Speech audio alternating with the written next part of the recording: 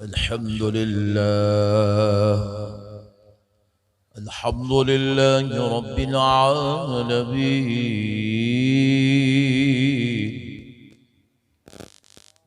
वस्सलातु वस्सलामु अला सय्यिदिल अंबिया वल मुरसलीन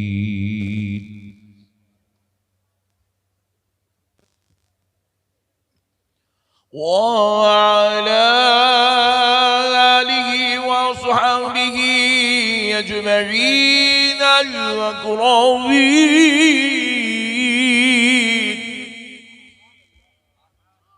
अशहदु अन ला इलाहा इल्लल्लाह वहदहु ला शरीक लहु वअशहदु अन्न सय्यिदना व नबियना व मौलाना मुहम्मदन अब्दुहु व रसूलुहु। अम्मा बअद फअऊज़ु बिल्लाहि मिनश शैतानिर रजीम। बिस्मिल्लाहिर रहमानिर रहीम। वनुनज़्ज़िलु मिनल क़ुरआनि मा हुवा शिफ़ाअٌ व रहमतुल लिल मुमिनीन व ला यज़ीदु ज़्ज़ालिमीन इल्ला खसारा।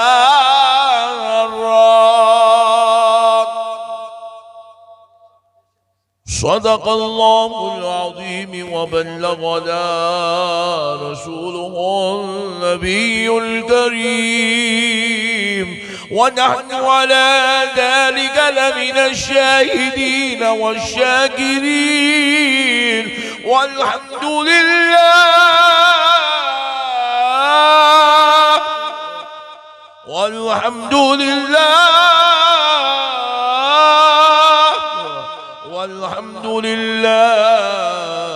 रब्बिल आलमीन।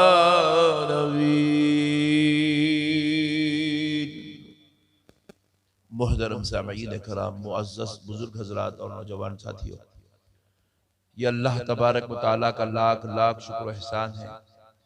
उसके प्यारे हबीब रहमतुल लिल आलमीन सल्लल्लाहु अलैहि व आलिहि व सहबिहि वसल्लम की लुत्फ़ व इनायत है कि आज हज़रत मौलाना नज़रुल हसन साहब क़िबला मद्दज़िल्लहुल आली दामाद बरकातुहुल आलिया की दावत पर आपके इस दयारे मोहब्बत में गिरडी में हाजिर होने का मौका और शर्फ नसीब हुआ। मैं दिल की गहराइयों से मौलाना नज़रुल हसन साहब क़िबला का और उनके साथ में काम करने वाले तमाम रुफ़क़ा का, उर्स कमेटी का और इस गांव के रहने वाले तमाम अहबाब का शुक्रगुजार हूँ जिन्होंने आज की इस बाबरकत नूरानी मजलिस में मुझ नाचीज़ को खिताब के लिए मदऊ किया। अभी माशाल्लाह काफ़ी बहुत सारा वक्त हो चुका है, मैं आपका ज़्यादा वक्त नहीं लूँगा। थोड़े से वक्त में चंद अच्छी बातें आपके गोशे गुजार करता हूँ और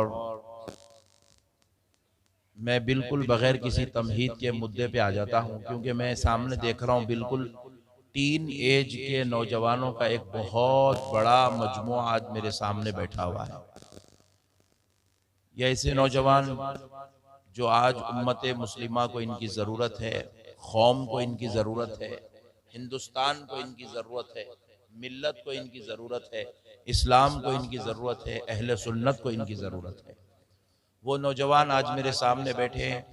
मैं तो सोच कर आया था कुछ खिताब की लिए, लेकिन जब इन नौजवानों को देखा तो मैंने अपने खिताब का मौजू चेंज कर लिया। हज़रत अतीक़ मिल्लत अलैहि रहमत व रिज़वान का फैज़ान है। मैं समझता हूँ कि यहाँ आने के बाद जो दिल की कैफियत बदली है, ये बदली नहीं गई है, हज़रत अतीक़ मिल्लत ने बदल दिया है। तो अब प्यारे दोस्तों, हम लोग जब बचपने में मदरसे के लिए गए थे पढ़ने के लिए, हिंदुस्तान की अजीम उल मर्तबत जामिया जामे निज़ामिया में जब हम पढ़ रहे थे तो उस वक़्त हम देखा करते थे, आज से मैं आपको 25 साल 30 साल पहले की बातें सुना रहा हूँ। उस वक़्त हम देखा करते थे कि एक एक घर में 4-4 बच्चे, 5-5 बच्चे, 6-6 बच्चे, 8-8 बच्चे हुआ करते और हर बाप अपने बच्चों को मुकम्मल तौर पर इंग्लिश मीडियम स्कूल्स में, उर्दू मीडियम स्कूल्स में डाल देता और वो बच्चे कोई पढ़ के ग्रेजुएट बन जाती है, कोई पोस्ट ग्रेजुएट बन जाती है, कोई डॉक्टर बन जाती है, कोई इंजीनियर बन जाती है, कोई एडवोकेट बन जाती है, कोई साइंटिस्ट बन जाती है, कोई कुछ बन जाती है, कोई कुछ बन जाती है। तो उस दौर में हमने एक मुहिम चलाई थी कि अपने बच्चों को दुनिया के साथ दीन की तालीम भी दो। बड़ी शिद्दत से हमने मुहिम चलाई थी आज से 25-30 साल पहले कि अपने बच्चों को दुनियावी तालीम के साथ साथ दीन की तालीम भी दो। तो अब हुआ क्या था कि माशाअल्लाह शऊर बेदारी मुहिम तो चली थी। अब वो अल्लाह कितना फजल किया, रसूल पाक के क्या इनाम लुटे, वो तो उस दौर में सीखने वालों ने सीखा, वो बेहतर जानते हैं।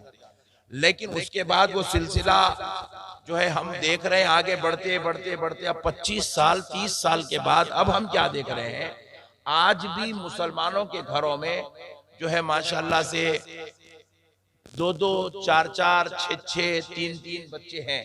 6-6 तो बहुत कम है, खुशनसीब बाप है वो जिसके घर में 6 बच्चे हैं, वरना झारखंड से मुहिम चली हम 2 हमारे 2 करके, तो ये मुहिम ने मुसलमानों का मुर्दा निकाल दिया। मुसलमानों की तादाद बिल्कुल अब घरों में 2 बच्चे 3 बच्चे, 2 बच्चे 3 बच्चे चल रहे हैं। हमने कहा चलो नो प्रॉब्लम, खर्चे ज्यादा हो गए हैं, गवर्नमेंट महंगी हो गई है, तो बच्चे कम हो जाए तो नो प्रॉब्लम, चलने दो।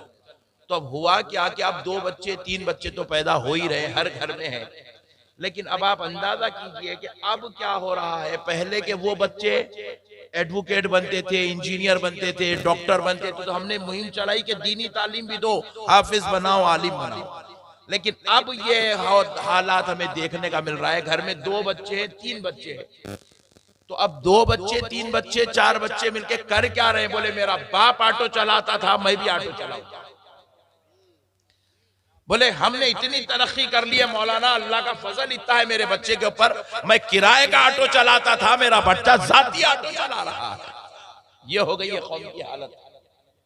अब बाप ऑटो चलाता, बेटा ऑटो चला रहा है। बाप ट्रक ड्राइवर था, बेटा खुद जाती ट्रक खरीद के चला रहा है। बाप तरकारी बेचता था, बेटा तरकारी की दुकान डाल के बैठा हुआ है। बाप लेबर था, बेटा जो है प्लम्बर बन गया है। बाप मिस्त्री था, बेटा जो है गुत्तेदार बन गया है। इल्म कहाँ गया? पलट कर जब देखो, जब तो कम से कम इंजीनियर बनते थे, डॉक्टर बनते थे, एडवोकेट बनते थे, अब आप देख रहे हैं हमारी पूरी की पूरी कौम जाहिल बन गई है, पूरी कौम जाहिल बन गया। आप इतना बुरा ना माने, इतना बड़ा मजमुआ अतीक़ मिल्लत के उर्स में आया हुआ है। आप जरा बताइए इसमें डॉक्टर्स कितने हैं? मैं हाथ मत उठाइएगा, अब डॉक्टर्स कितने हैं अगर मैं पूछूं आप शर्मिंदा हो जाएंगे। इतने बड़े मजमुए में जिसमें गिरडी जिले का एक बहुत बड़ा मजमुआ खवातीन की शक्ल में, मर्दों की शक्ल में, जवानों की शक्ल में, बूढ़ों की शक्ल में, बच्चों की शक्ल में आया हुआ है। हम पूछे इसमें डॉक्टर कितने हैं, हाथ बहुत कम उठेंगे, बल्कि एक हाथ भी नहीं उठेगा। हम पूछेंगे इसमें इंजीनियर कितने हैं, बहुत कम हाथ उठेंगे, बल्कि उनकी तादाद 10 से 15 की होगी। हम पूछेंगे इसमें एडवोकेट कितने हैं, बहुत कम हाथ उठेंगे, बल्कि पता चलेगा कि उनकी तादाद 10 से 15 की होगी। मेरे प्यारों जरा गौर करो, ये मुसलमान कौम जा किधर रही है, ये कौम का दिवाला क्यों निकल रहा है, आज ये कौम को बर्बादी क्यों आके खड़ी हुई है, ये कौम ज़लील और रुसवा क्यों हो रही है। याद रखो कसम रब्बे ज़ुल जलाल की, उस कौम को जिसमें पढ़े लिखे लोग होते हैं, जिसमें इल्म वाले होते हैं, जिसमें दानिश्वर होते हैं, जिसमें साइंसदान होते हैं, जिसमें वुकला होते हैं, जिसमें जजेस होते हैं, जिसमें इंजीनियर होते हैं, जिसमें डॉक्टर होते हैं, जिसमें आलिम होते हैं, जिसमें हाफिज होते हैं, जिसमें अल्लामा होते हैं, जिसमें मुफ्ती होते हैं, खुदा की कसम कान खोल के सुन लो, उस कौम को ना कोई हुकूमत बर्बाद कर सकती है, ना कोई लीडर बर्बाद कर सकता है, उस कौम को ना कोई साजिश बर्बाद कर सकती है, ना कोई मुहिम बर्बाद कर सकती है। अगर उस कौम को बर्बाद करना है तो लीडरों की जरूरत नहीं है, हुकूमतों की जरूरत नहीं है, साजिशों की जरूरत नहीं है। मुसलमान को जाहिल बना दो, वो कौम खुद ब खुद बर्बाद हो जाए। आज यही दौर इस कौम के ऊपर आ गया। जिहालत हमारा जो है बिछोना बन गया है, बिस्तर बन गया है, हमारा लिबास बन गया है। जलालत हमारी पहचान बन गई है, शरारत हमारा मकाम बन गया है, जिल्लत और रुसवाई हमारा मुकद्दर बन गई है। इसलिए प्यारे नौजवानों, आज तुम्हें उठना है तो तुम्हें इसलिए उठना है कि जरा गौर करो, जब रब्बे जुल जलाल ने प्यारे मुस्तफा पर कुरान उतारा था तो आपको मालूम होना चाहिए कुरान की 6666 आयतों में अल्लाह ने 500 आयतें अहकाम शरीयत पर नाजिल फरमाए, जिसमें नमाज के अहकाम है, रोजे के अहकाम है, ज़कात के अहकाम है, हज के अहकाम है, फराइज का जिक्र है, वाजिबात का जिक्र है। जब अल्लाह ने इन आयत मुबारका को 500 आयतों की शक्ल में भेजा तो प्यारो जरा सुनो, अल्लाह ने जब 500 आयत अहकाम पे उतारी, लेकिन जब कुरान उतारना चाहा, पहली आयत उतारी तो रब ने नमाज के मुतालिक नहीं उतारी, रोजे से मुतालिक नहीं उतारी, हज से मुतालिक नहीं उतारी, ज़कात से मुतालिक नहीं उतारी, अल्लाह ने जिहाद से मुतालिक नहीं उतारी, अल्लाह ने काबे की अज़मत पर कुरान की पहली आयत का नुज़ूल नहीं किया, अल्लाह ने मक्के की रिफ़अत पर कुरान की आयत का पहला जिक्र नहीं किया।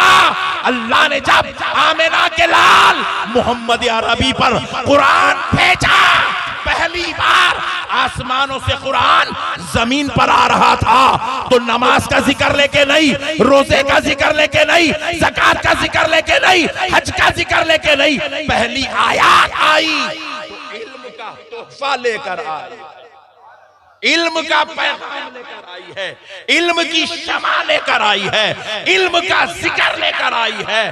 अल्लाह रब्बुल इज्जत ने जब कुरान भेजा तो पहला लफ्ज़ बिस्मिल्लाहिर्रहमानिर्रहीम नहीं था, पहला लफ्ज़ औज़ु बिल्लाहि मिनश शैतानिर रजीम नहीं था, पहला लफ्ज़ अल्हम्दुलिल्लाहि रब्बिल आलमीन नहीं था। कुरान का पहला लफ्ज़ जो कुरान का दुनिया में आया वो पहला लफ्ज़ इक़रा बिस्मि रब्बिकल लज़ी खलक़ था।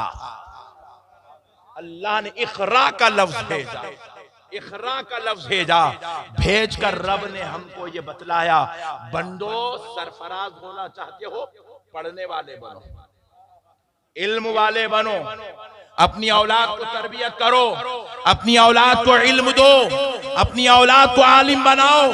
अगर तुम्हारे पास दुनिया की मोहब्बत है तो उनको दुनिया का इल्म सिखाओ, तुम्हारे दिलों में दीन की मोहब्बत है तो अपने बच्चों को दीन का इल्म सिखाओ, मगर अपनी औलाद को जाहिल मत बनाओ। जाहिलों को रोन दिया जाता है, मिस्मार कर दिया जाता है, जाहिलों की कोई औकात नहीं होती, जाहिल और जानवर में कोई फर्क नहीं होता।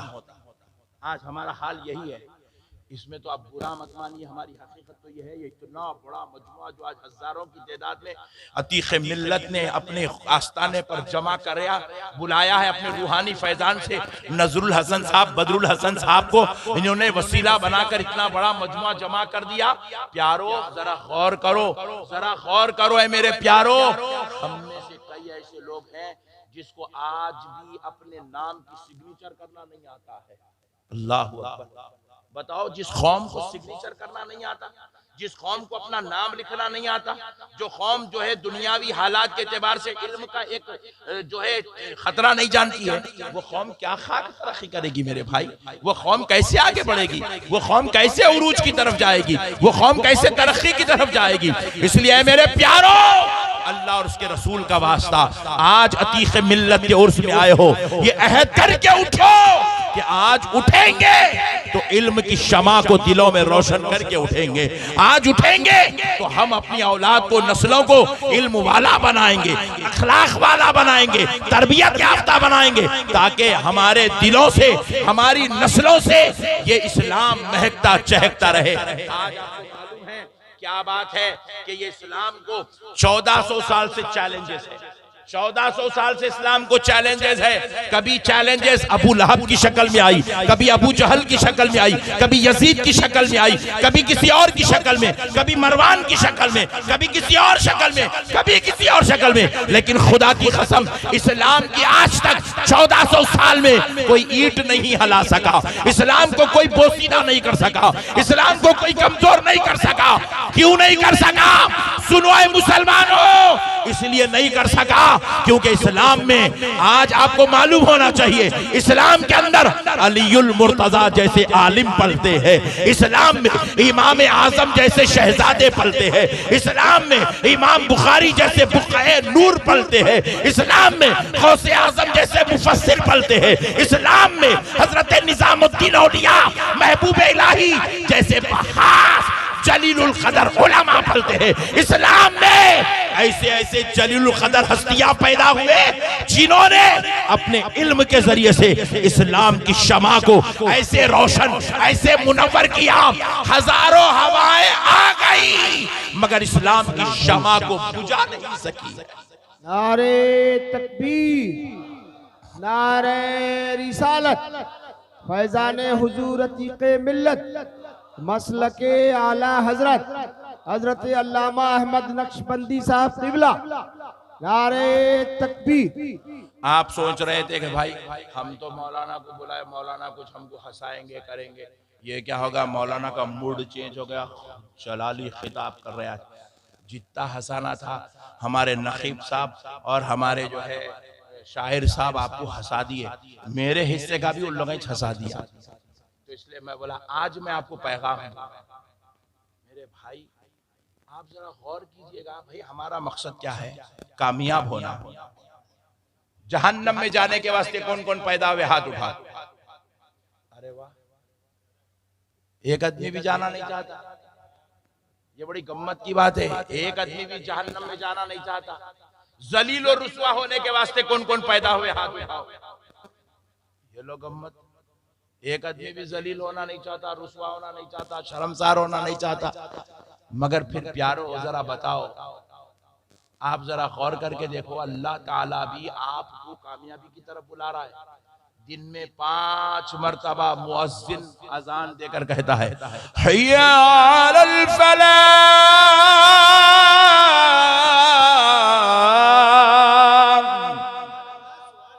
5 मरतबा ऐलान कर रहा है, आओ कामयाबी की तरफ, आओ कामयाबी की तरफ, आओ कामयाबी की तरफ।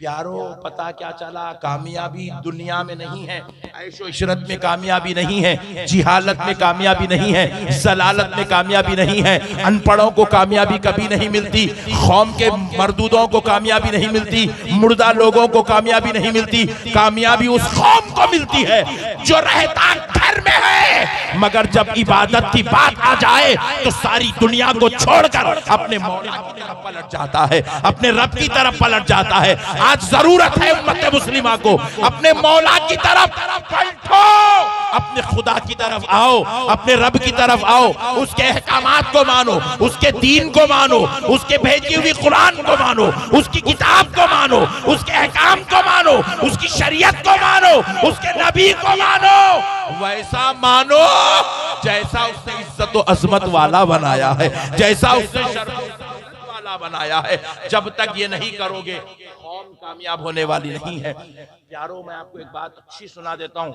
माशाल्लाह देखो कितने तकरीबन 35 कैमरे आज मेरे सामने, कुछ भी डालो मत डालो, ये कल सुबह डाल देना, 35 पूरे ये डालना। अब जो मैं बोल रहा हूँ सुनो, आपको मालूम है पूरी दुनिया में कमो बेश 60 मुल्क है मुसलमानों के।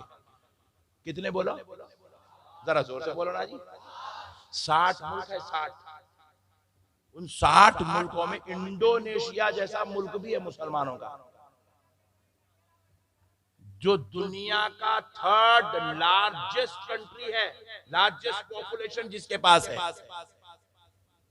सबसे बड़ी पॉपुलेशन रखने वालों में चाइना और इंडिया के बाद 3rd लार्जेस्ट पॉपुलेशन रखने वाली कंट्री इंडोनेशिया मुसलमानों के अंदर कंट्रोल है। इतने मुसलमान दुनिया के अंदर हैं जिनके 60 ममालिक बने हुए हैं।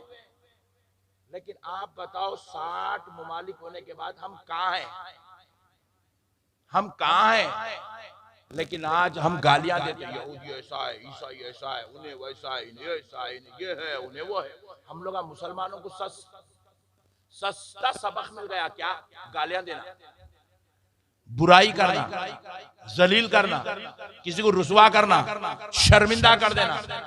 मगर प्यारो, उन लोगों की कितनी कंट्री है जिनको हम बुरा बोल रहे हैं, यहूदियों को हम बुरा बोलते हैं, कितने कंट्री है उनके, जरा ईमानदारी से बोलो। पूरी दुनिया में एक ही कंट्री है उनकी, इजराइल। दूसरा उन्हें कब्जा करना चाह रहा, उन्हें कब्जा कर नहीं सक रहा, फलिस्तीन छोड़ने को तैयार नहीं है, उन्हें छोड़ता नहीं, इन्हें लेता नहीं। एक ही कंट्री है, मगर आपको मालूम होना चाहिए एक ही कंट्री है, मगर इतना पावरफुल है उन्हें।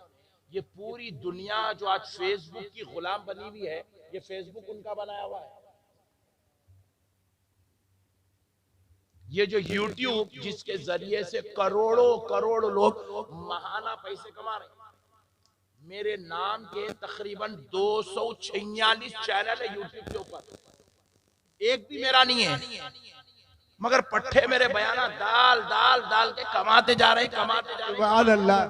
एक एक आदमी, एक एक यूट्यूबर यूट्यूब पे बयाना डाल के पट्टा 30,000, 50,000, 70,000, 1 लाख, 1.5 लाख भी ले रहा है जना। उन्हें बोला सो बोल रहा हूं मैं। आप अंदाजा करिए, उन्हें ऐसे करोड़ों लोगों को यूट्यूब से पैसे दे रहा, बांट रहा। ना कोई बॉन्ड पेपर है, ना कोई जो है नौकरी है, कुछ नहीं है, बस तू मेरे को मटेरियल देते जा, मैं तेरे को पैसे देते जाता हूं। करोड़ों करोड़ों लोगों को पैसे बांट रहा यूट्यूब। किसका है? मियां भाई का, यहूदी का। व्हाट्सएप किसका है? यहूदी का। एरोप्लेन किसका है? यहूदियों का। जितनी दुनिया की तरक्कियात है किसकी है? यहूदियों की। ये जो मोबाइल आपने सर के ऊपर लगा के बैठे हो, 30-35 मोबाइल, किसका है? पूरे लाइव दे रहे हैं नक्शबंदी साहब का बयान। ये लाइव देने के लिए जो तुम इंटरनेट यूज कर रहे हो, ये किसने लाया? यहूदियों ने लाया। हमारा क्या है? हमारा तू बदमाश है, तू जालिम है, तू चोर है, तू डाकू है, पंच, फाइट, हराम, गल्ला, जेल, केस, सरेंडर, ये हमारा। लड़ना झगड़ना हमारा, इख्तिलाफ हमारा, फितना हमारा, इंतशार हमारा, जिल्लतें हमारी, रुसवाइयां हमारी, शर्मसारियां हमारी। हम इतने गिर गए, जबकि हम कौन है? हम वो लोग हैं अरब के। हमने उन जाहिलों को कलमा पढ़ाया है, उन जाहिलों को हमने कलमा पढ़ाया है जो बेटी पैदा होने पर बीवियों को कत्ल कर दिया करते थे। हमने उनको कलमा पढ़ाया है जो बेटी पैदा होने पर उस बच्ची की माँ को बकरी के मेंगनियां खिलाया करते थे। हमने उनको कलमा पढ़ाया है जो काबे के ऊपर इख्तिलाफ कर दिया करते थे, काबे के लिए तामीर के लिए एक दूसरे की खत्लो खारत करी कर लिया करते थे। हमने उनको कलमा पढ़ाया है।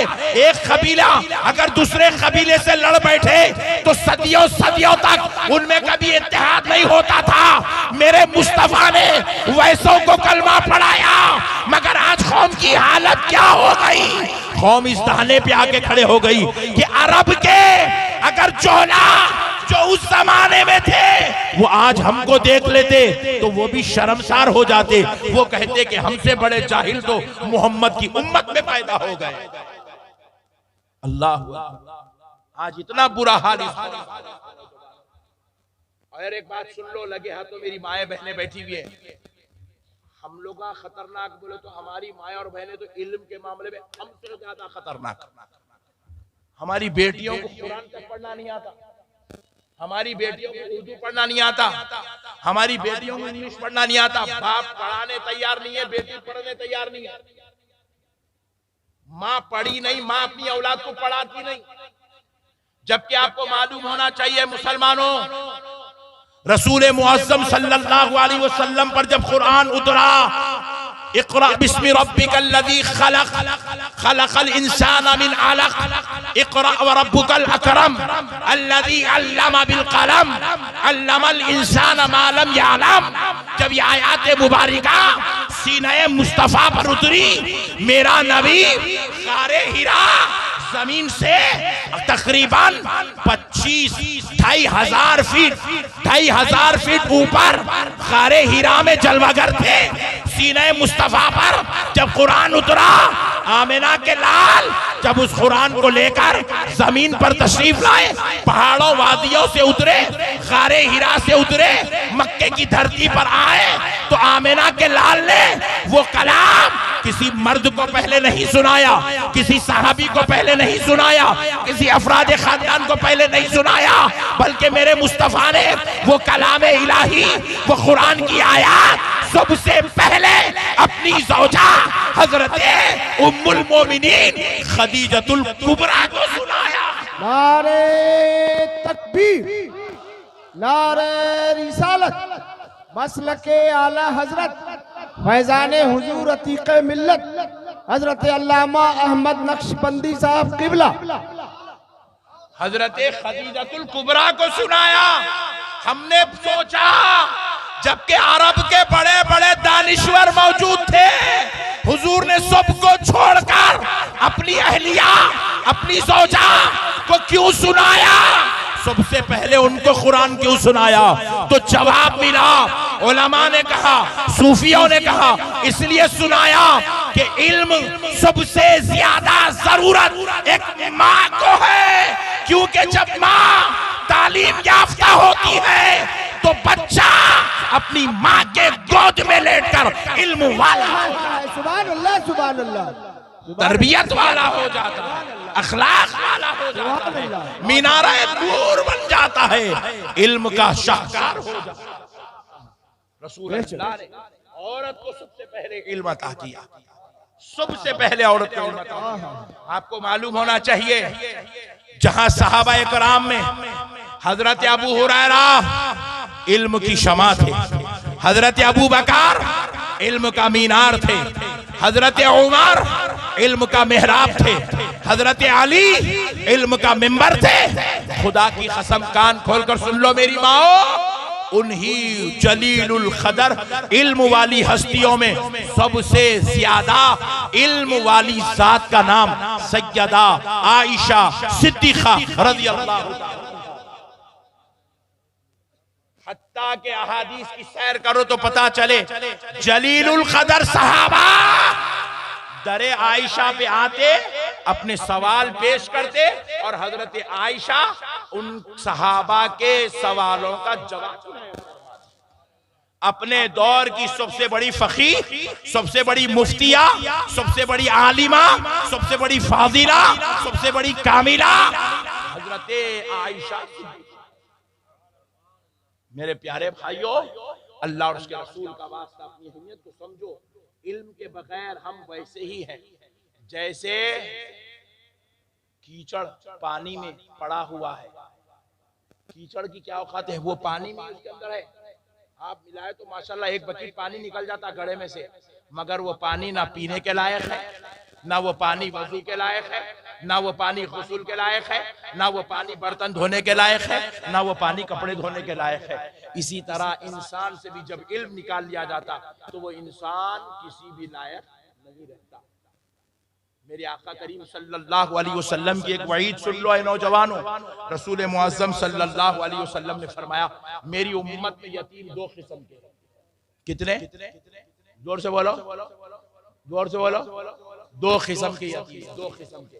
एक यतीम वो है जिसके जवान होने से पहले उसका बाप मर जाए, जवान होने से पहले उसका बाप मर जाए, वो बच्चा यतीम है, बालिग नहीं हुआ, बाप का इंतकाल हो गया, वो बच्चा यतीम है। रसूल अल्लाह फरमाते दूसरा यतीम वो है जो बच्चा बालिग भी हो जाए, जवान हो जाए और बाप जिंदा हो, फिर भी वो यतीम है। साहबा ने पूछा, या रसूलल्लाह, जब बच्चा जवान भी हो गया, बाप भी जिंदा है, फिर वो यतीम क्यों है?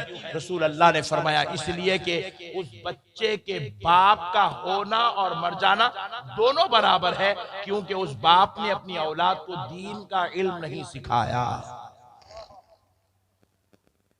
क्या फरमा रहे रसूल अल्लाह हमारे बारे में, क्या फरमा रहे? अपनी औलाद को तालीम नहीं देने वाला बाप जिंदा होने के बाद भी मरने के बराबर है, मुर्दा है, वो बच्चा यतीम है। फरमा रहे रसूल अल्लाह, जिसको इल्म दीन नसीब नहीं हुआ। अल्लाह अकबर, आज हमारी क्या हालत हो गई मुसलमानों, थोड़ा गौर करो। ईशा की नमाज पढ़ने पहले आ रहे कोई भी नहीं, ईशा की नमाज पढ़ने आ रहे कोई भी नहीं। जब आए ईशा की नमाज पढ़े, कितने लोग पढ़े पूरे गांव के अंदर? 40 आदमी ईशा पढ़े। चलो माशाल्लाह, सब कुछ छोड़ो, 40 तो पढ़े, अल्लाह का शुक्र है। दरवाजे के पास खड़े 40 निकल रहे ईशा पढ़ के, पकड़ के पूछे, बेटा आप ईशा की नमाज पढ़े ना? जी हाँ पढ़ा। नमाज वितर पढ़े? बोले जी हाँ पढ़ा। क्या पढ़े बेटे? दुआए खुनूत जरा सुनाओ। याद नहीं है, दुआए खुनूत याद नहीं है। बाप का जनाजा हो गया, बेटा रो रहा, मेरा बाप मर गया, मेरा बाप मर गया, बाप मर गया, रो रहा। अल्लाहू अकबर, रोते रोते पढ़ रहा। अल्लाह, इमाम पढ़ा दिया, इन्हें पढ़ लिया। बाप का जनाजा हो गया, बोले जनाजे को रोको, उठाओ मत, ठहरो। बेटा जनाजा पढ़ा। बेटे जरा बोल, बाप की मैयत के लिए, जिसने तुझे पैदा किया, जिसने तुझे खिला पिला के बड़ा करा, जिसने तेरे लिए अपनी जवानी पूरी लगा दी, जिसका बुढ़ा हो गया, तेरे को पूरा संभाल संभाल के अपना जिंदगी पूरी खराब करके बर्बाद करके मर गया। अब बता, तू अपने बाप के जनाजे पे क्या दुआ पढ़ा? जनाजे की दुआ याद नहीं, जनाजे की दुआ याद नहीं। जनाजे की दुआ कितनी? 10 पेपर पे लिखी हुई है, 8 एकड़ पे लिखी है, 8 पेपर पे लिखी हुई है, 4 पेपर पे लिखी हुई है। जनाजे की दुआ खाली एक लाइन की, एक लाइन की। जो कौम 25 साल हो गए पैदा होके एक लाइन की दुआ याद नहीं कर सकी, वो कौम को अब जन्नत में जगह कैसे मिलेंगी मेरे भाई? सुभान अल्लाह, सुभान अल्लाह, वो कौम को कामयाबी कैसे मिलेंगी? वो कौम को अल्लाह तबारक व तआला अपने अज़ाब व इताब से कैसे बचाएगा? जो कौम के नौजवान 30 साल का हो गया, मगर 30 साल में उसने एक लाइन की दुआ याद नहीं कर सका।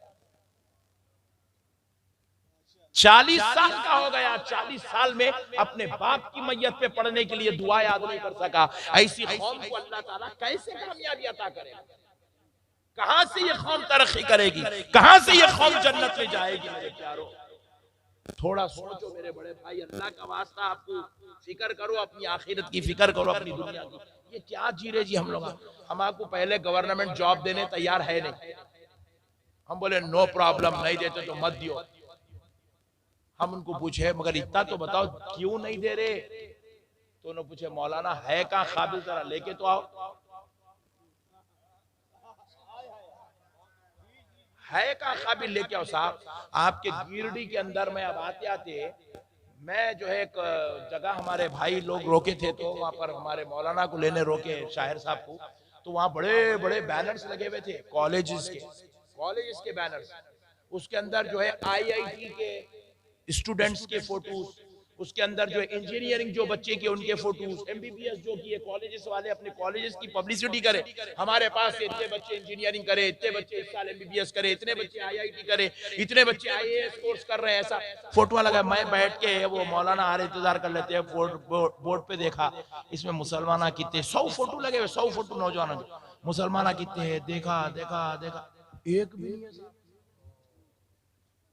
खून के आंसू रोने का वक्त है ये उम्मत का। एक ना इंजीनियरिंग में एक बच्चे का नाम लिखा हुआ है मुसलमान का, ना डॉक्टरों की जो है बोर्ड पे उसका नाम लिखा हुआ है, ना IIT करने वालों के उस पे उसका नाम लिखा हुआ है, ना तो जो है कोई और कोर्सेज करने वाला IAS के कोर्सेज में है ही नहीं भाई हमारा नाम।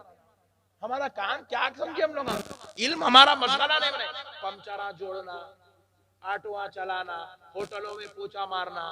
अभी मैं एक नौजवान आया, मेरे पैरा दबाया, हाथ दबाया, बोला जबरदस्त खिदमत कर रहा, अल्लाह इसको सरफराज कर। क्या करते बेटे आप? बोले शेफ हूं मैं, शेफ। लोग बावर्ची बनने पैदा हुए हौले।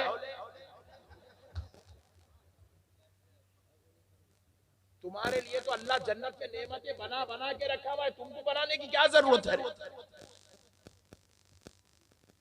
मिस्त्री बनने पैदा हुई है कौम, ऑटो चलाने पैदा हुई है कौम, रहमतुल लिल आलमीन की कौम, जिसके बारे में अल्लाह कह रहा है तामुरून बिल मारूफ व तनहौना अनिल मुनकर, नेकी की दावत दो, बुराई से रोको। जब खुद को जिहालत का ये आलम है, ना अल्लाह के बारे में मालूम, ना रसूल के बारे में मालूम, ना दीन के बारे में मालूम, ना कुरान के बारे में मालूम, ना हदीस के बारे में मालूम। हद तो ये है जालिमों को अपनी हकीकत नहीं मालूम। तो ऐसी कौम जाके क्या लोगों को नेकी की दावत देगी? ये कौम क्या लोगों को बुराई से रोकेगी? नारे तकबीर, नारे रिसालत, मसलके आला हजरत फैजान हुजूर अतीक बिल्लत। सुभान अल्लाह माशा अल्लाह। हर एतबार से ये कौम पूरी मुर्दा हो गई, मुर्दा हो गई। खाली ये कौम की पहचान बन गई क्या? मुंह में गुटखा होना, सर्दे होना, सिगरेट होना। हमारे हैदराबाद में एक मुहावरा बड़ा मशहूर है, मुंह में बंदूक सीना संदूक। संदूक बोले तो पेटी जिसके अंदर कपड़े उपड़े रखते थे, हमेशा खाली रहता, फक फक फक बजते रहता। जर्दे खा रहे हैं, गुटके खा रहे हैं, सिगरेट पी रहे हैं, चलते चलते मर जा रहे हैं। कुत्ता पीछे पड़ा तो मर जाती है कौम। भागते भागते भागते भागते हार्ट अटैक हुआ था। कुत्ता पीछे पड़ा, उसके हार्ट अटैक हुआ था, क्योंकि उसके अंदर इतनी कुव्वत ही नहीं है भागने की। एक बकेट हाथ में दे दिए तो इन्हें लेके 2 फ्लोर ऊपर नहीं चढ़ सकता। गुटके खा खा, जर्दे खा खा खा के पूरे अंदर के पूरे पार्ट्स इसके ढीले हो गए पूरे। दिल है कमजोर है, गुर्दे है कमजोर है, पित्ता है कमजोर है, जिगर है कमजोर है, सारी चीजें कमजोर हो गई मुसलमान। केमिकल खा रहे हो मुसलमानों, शर्म करो। ये तुम जो खा रहे हो जर्दे, ये गुटके, ये सिगरेट, 1400 साल की तारीख में किसी मुसलमान ने नहीं खाया ये चीजें, तुम क्या खा के बैठे? कितनी बुरी बात है। क्या जा रही है कौम, क्या कर रही है कौम? इतनी माएं और बहनें आके बैठी हुई हैं, औलाद की तरबियत नहीं, बच्चों को नमाज अस्तगफिरुल्लाह, अल्लाह माफ करे। आज तुम जलसे में आए हो, मैं ये कहने में खुदा की कसम है एक लफ्ज पीछे नहीं हटूंगा, इसमें से कई लोग अभी भी बगैर तहारत के बैठे हुए हैं। क्या हालत हो गई मेरे भाई। रसूल मुअज़्ज़म सल्लल्लाहु अलैहि वसल्लम इरशाद फरमाते हैं, जब कोई शख्स बगैर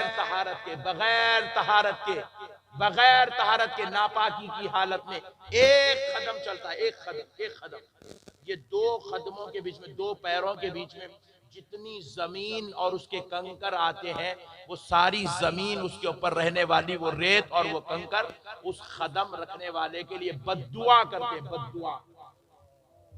नापाक जमीन पे चलने वालों की उम्रें छोटी हो जाती है, जल्दी मौत दे देता, जल्दी मर जाते वो लोग, नापाक चलने वाले।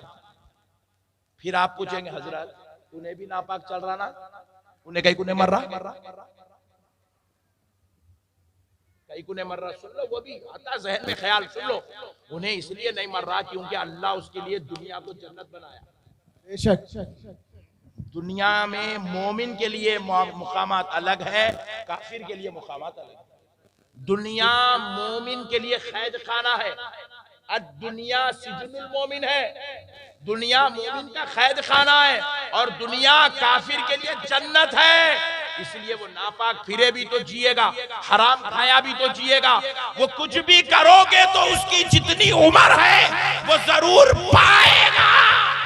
लेकिन नापाक अगर मोमिन फिरता है, जमीन बद्दुआ करती है, उसकी उम्र कम कर दी जाती है।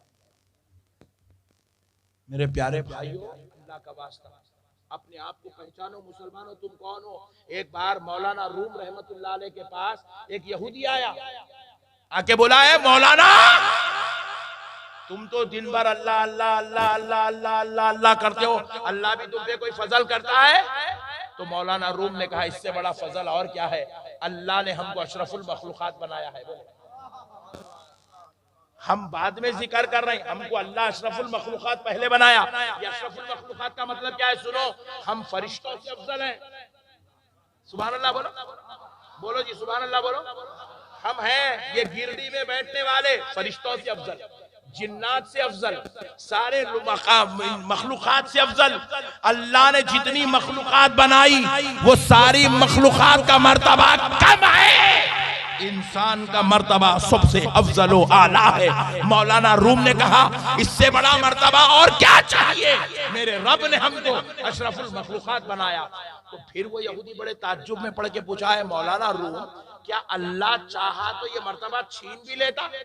तो मौलाना ने कहा हाँ हाँ, अल्लाह चाहा तो ये मर्तबा छीन भी लेता। बोले कब छीनता? ये मुसलमानों से ये मुकाम मर्तबा कब छीनता? मौलाना रूम रहमतुल्लाह अलैह ने उसकी मिसाल देके बात समझाई। देखो देखो, अल्लाह जब ये मुकाम छीन लेता तो हमको अशरफुल मखलूकात के दर्जे से निकालकर कुत्ते से बदतर बना देता। किससे बदतर? जोर से बोलो। कुत्ते से। कुत्ते से। कुत्ता बोले तो पहचान देना है नहीं गिरडी में।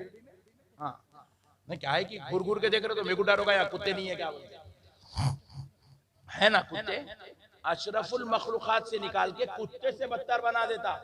वो यहूदी बड़ा परेशान होगा, बोले है मौलाना ऐसा क्या अमल है जो अल्लाह ताला इंसान की ये शर्फ और सआदत छीन लेता और उसको कुत्ते से बदतर बना देता। तो मौलाना रूम रहमतुल्लाह अलैह ने कहा, सुनो सुनो, जब बंदा शराब पीता, शराब क्या पीता? जोर से बोलो। शराब। कौन कौन नहीं पीते हाथ उठाओ जल्दी। अल्लाह का शुक्र है, छोड़ दो। नहीं, शरीफ लोग ज्यादा ही छह, छोड़ दो। मसले को समझो। अल्लाह ताला इंसान को अशरफुल मखलूकात के दर्जे से कब निकालता? मौलाना रूम कहते हैं इंसान जब शराब पीता, शराब खाने से वापिस अपने घर को जाता तो रास्ते में शराब के नशे में धुत होकर गिर जाता। और जब वो शराब के नशे में धुत होकर जमीन पर गिर जाता, उसके करीब में कुत्ता बैठा हुआ है। मौलाना रूम कहते हैं एक छोटा कंकर लो, वो कुत्ता जो रात के अंधेरे में सो रहा, उसको मारो। बताओ उन्हें उठ के भागता नहीं भागता? बोलो जी, भागता नहीं? बोलो ना यार। नहीं, मैं पूछ ले रहा हूं, तुम लोग आप बोलेंगे गलत मिसाल देके गए मौलाना। कुत्ते को पत्थर लेके मारो, कुत्ता उठ के भाग जाता। इतना छोटा पत्थर लेके मारो, कुत्ता भाग जाता। मौलाना रूम पलट के पूछते हैं, वही पत्थर लेके वो शराबी को मारो, उठता? और थोड़ा बड़ा लेके मारे तो उठता? मौलाना रूम दे रहे मिसाल, ये गनेट लेके डालो, उठता? बोलो जी, नहीं उठता। मौलाना रूम पूछे, अब बताए यहूदी, वो कुत्ता बेहतर है या शराबी बेहतर है? बोले कुत्ता बेहतर है, अपनी जान बचाने की तो सलाहियत